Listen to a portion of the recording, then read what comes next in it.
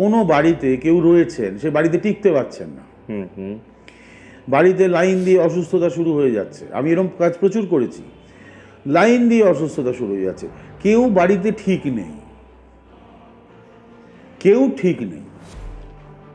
এর এটা সমস্যা তো ওর ওটা সমস্যা, ওর সেটা সমস্যা তো এর আরেকটা সমস্যা, এবং কোনোটাই ম্যানেজ করা যাচ্ছে না, কেউ কারুকে দেখতে পাচ্ছে না।